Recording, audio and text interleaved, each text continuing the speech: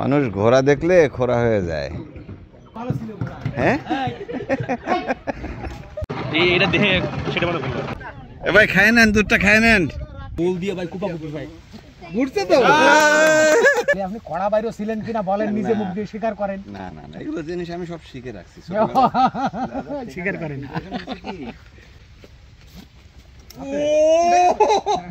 সবাইকে আমন্ত্রণ, আশা করি ভালো আছেন। অনেকদিন পর ভিডিওতে ফিরলাম। এই জায়গাটি যেটি দেখছেন এটি উত্তরের চর। ব্রহ্মপুত্র, ধরলা, দুধকুমার, শঙ্কোষ কিংবা গঙ্গাধর নদীগুলো যেদিক দিয়ে গেছে আমরাও ঘুরতে গিয়েছিলাম সেদিকে। নতুন এই সিরিজে থাকবে এই উত্তরের চরের মানুষদের গল্প। মানুষ ঘোড়া দেখলে খোরা হয়ে যায়, মানুষ ঘোড়া দেখলে খোরা হয়ে যায়। হ্যাঁ হ্যাঁ আমাদের সঙ্গে হয়েছেন বেলায়েত সর্দার, আরও অনেকেই আছেন। ধীরে ধীরে পরিচয় করিয়ে দিব সবার সাথে। আমরা কুড়িগ্রাম নেমেছি বাস থেকে, সেখান থেকে সরাসরি চলে গেছি যাত্রাপুর। যাত্রাপুরের যে ঘাট রয়েছে সেটি মূল সড়ক থেকে অনেকটা দূরে। দূরত্ব সমস্যা না, আসলে বালির চরের উপর দিয়ে হাঁটাটা বেশ কষ্টের। সামাদ ভাই ভালো আছেন আপনারা?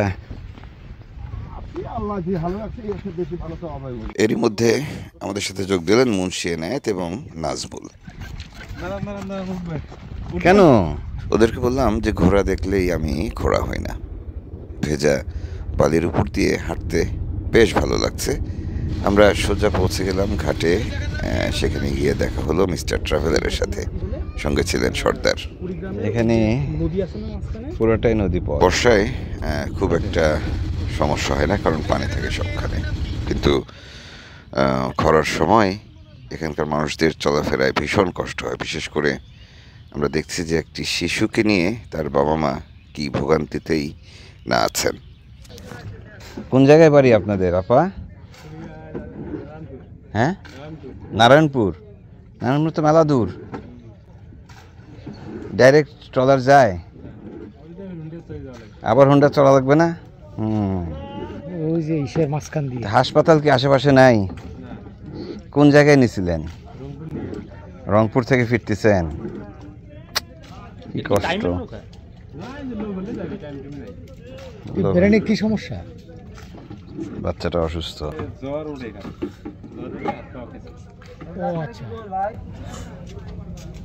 বাচ্চাটা অসুস্থ। নদী পাড়ের জীবন এমনই, আর উত্তরের চরের জীবন একটু অন্যরকম। যদি আমরা উপকূলের সাথে তুলনা করি, এখানকার জীবন একটু ভিন্ন রকমের।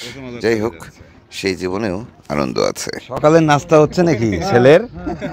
ব্যাপার স্যাপার তো। হ্যাঁ সকালের নাস্তা চলে। হ্যাঁ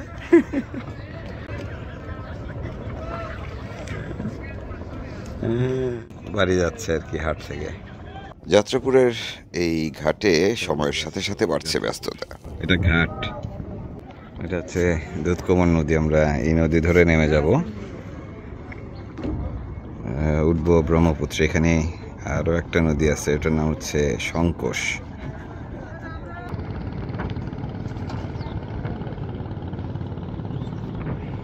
যাত্রাপুর ছেড়ে আগাচ্ছি। এখানে চলাফেরা ওই নদীপথ। এদের পাখাগুলো একেবারে ভাসানো। হ্যাঁ একদম পানি কম যে। ওই যে হাইলটা, হাইলে পানি বাদে হচ্ছে 4 আঙ্গুল। 4 আঙ্গুল, কোনো রকমে। হ্যাঁ আমাদের বোটটা হইলে 3 দিন। না এইদিকে পানি কম না এখন তো। এই যে এখন তো পানি, এই নদীর পানি কি আগের চেয়ে কমছে না? অল্প কমছে, আর কমবে। এরপর আবার বাড়বে। এরা এই প্যাটার্নেই করে ভাই। হ্যাঁ ওই যেখানকার নৌকা তো এক এক জায়গার এক এক রকম হয়। এই কারণে এরা বানায় এই সিস্টেমে। যাত্রাপুর থেকে রওনা দিচ্ছি। আমরা এখনো দুধকুমার নদে আছি। এই নদীগুলোই এখানকার মানুষের চলাফেরার প্রধান মাধ্যম। এই নদী তাদের আনন্দের কারণ, এই নদী তাদের কষ্টেরও কারণ। আমরা এরপরে নদীটার নাম কি জানো? শঙ্কোষ না, শঙ্কোষ তো আরো দূরে। আরেকটা নদী আছে, সুন্দর নাম, গঙ্গাধর আছে। গঙ্গাধর, তারপরে হচ্ছে ব্রহ্মপুত্র। কয়েকদিন ধরে আমাদের এই সফর চলবে।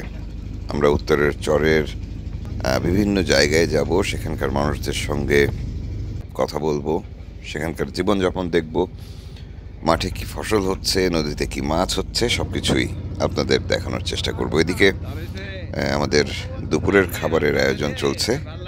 বেলায়েত সর্দার এবং আমাদের ট্রলারের যিনি বাবুর্চি নুর ইসলাম ভাই দুজন মিলেই কাজে নেমে গেছেন।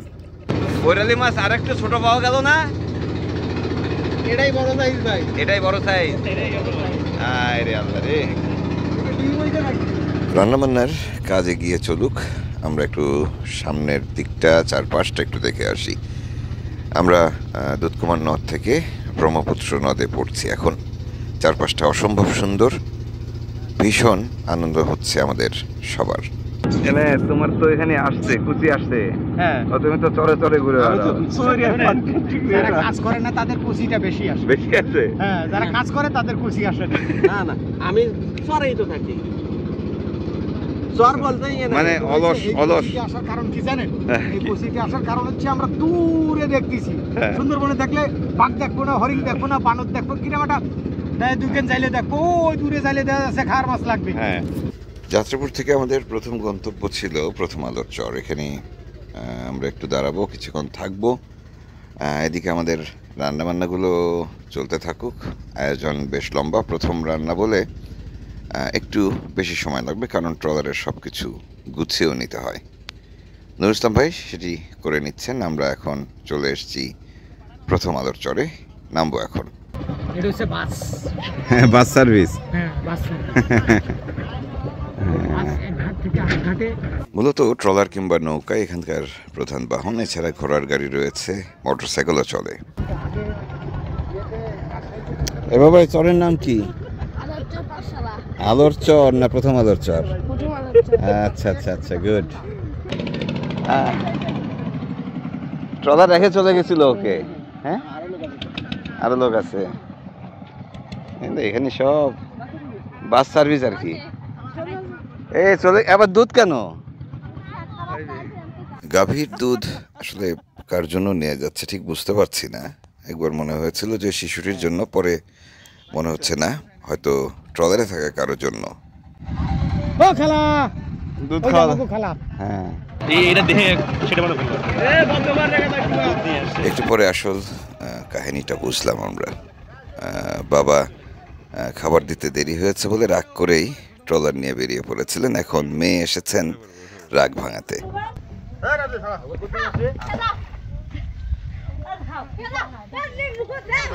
এই দুধটা খেয়ে নেন, এ ভাই খেয়ে নেন, দুধটা খেয়ে নেন। রাগ করে বের হয়েছে মনে হয়। হ্যাঁ, বাবার রাগ করা, মেয়ের রাগ ভাঙানো, নাতিকে ট্রলারে তুলে দেওয়া, এত মধুর দৃশ্য আসলে সব জায়গায় পাওয়া যায় না। বাপের রাগ ভাঙাচ্ছে। দারুণ ব্যাপার।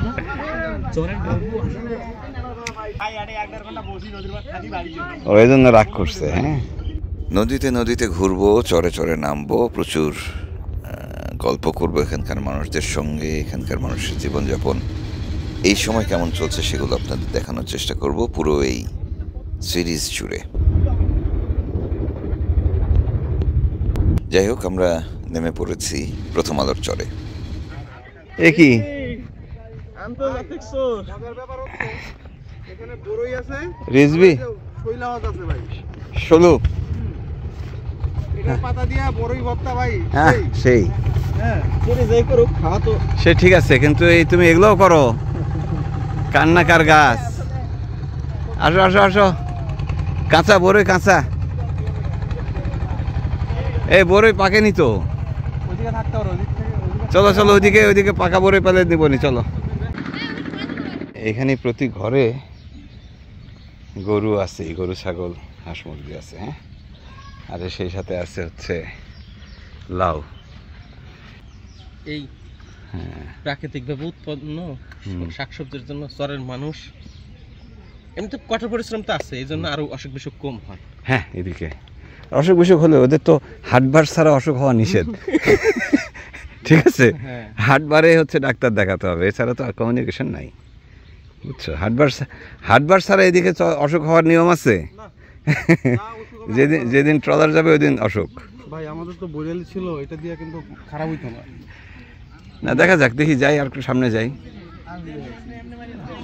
এটা হচ্ছে ওইটা মজা হইতো বেশি। ওই গাছে ঝুলে যে খুশি সে খাও। লাউ কি যার সময় আমাগো?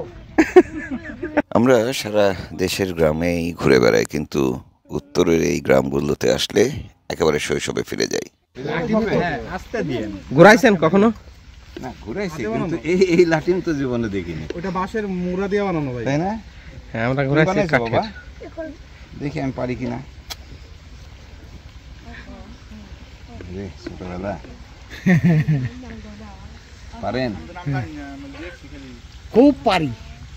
আমরা বানাই ঘুরাইতাম ভাই। তাই না? হ্যাঁ বানাই ঘুরাইতাম নিজেরা। এই লাঠিম কি অবস্থা? হ্যাঁ কোপাকুপি হ্যাঁ খেলতাম ভাই। কুপাকুপি খেলতাম, এই যে এটা ভাই গোল দিয়ে ভাই কুপাকুপি ভাই। ঘুরতে তো দারুণ। ঘুরছে কেমন ভাই? না হ্যাঁ কেমন? না আমি তো পারি। তাহলে বোঝা যাচ্ছে ভাই ছোটবেলায় বাইরে ছিল কিরাম। পড়া বাইরে ছিল, পড়া বাইরে মানে বাইরের তো কোয়ালিটি আছে। হ্যাঁ। সে হচ্ছে একেবারে এ গ্রেডের বাইরে ছিল। শুনেন, ছোটবেলায় আপনি এখনো এই বয়সে এসে নাটিন ঘুরোচ্ছেন, হ্যাঁ। তাহলে আপনি কড়া বাইরে ছিলেন কিনা বলেন, নিজে মুখ দিয়ে স্বীকার করেন। না না না, এগুলো জিনিস আমি সব শিখে রাখছি। স্বীকার করেন। হ্যাঁ। একটা জিনিস এখানে তো ইয়ে দেখতেছো। বালু বালু ওরে বাবা, চোখ কানা।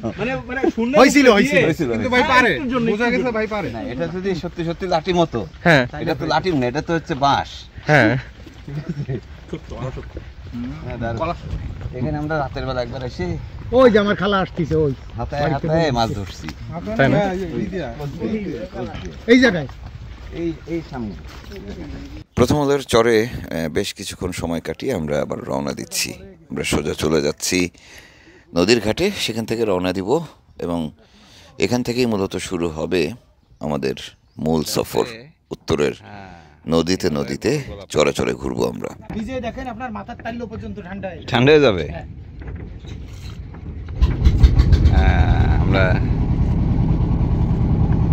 আমরা আবার রওনা দিলাম।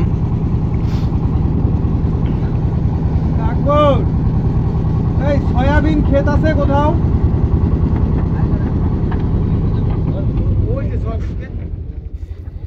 আপাতত বিদায় নিচ্ছি, আগামী পর্বে আবারও দেখা হবে। যেতে যেতে জানিয়ে রাখি যে পুরো সিরিজ জুড়ে চরের মানুষের গল্প থাকবে, তাদের কষ্টের যেমন গল্প থাকবে, নদী ভাঙনের গল্প থাকবে, তেমনি থাকবে সম্ভাবনার কথাগুলো। এই চরগুলো এখন সবুজে সবুজে ছেয়ে গেছে। ভুট্টার ক্ষেত, ইতিমধ্যেই ভুট্টা ধরে গেছে, হয়তো আর 2-3 মাসের মধ্যেই ফসল নামবে। ওদিকে ধান লাগানো হয়েছে বিস্তীর্ণ ক্ষেত জুড়ে। সব কিছু মিলিয়ে উত্তরের চর, উত্তরের নদী এবং উত্তরের মানুষ মিলেমিশে একাকার। দারুণ সেই সম্ভাবনার গল্পগুলো থাকবে পুরো সিরিজ জুড়ে। বিদায় নিচ্ছি, ভালো থাকবেন সবাই। আগামী পর্বে আবারও দেখা হবে।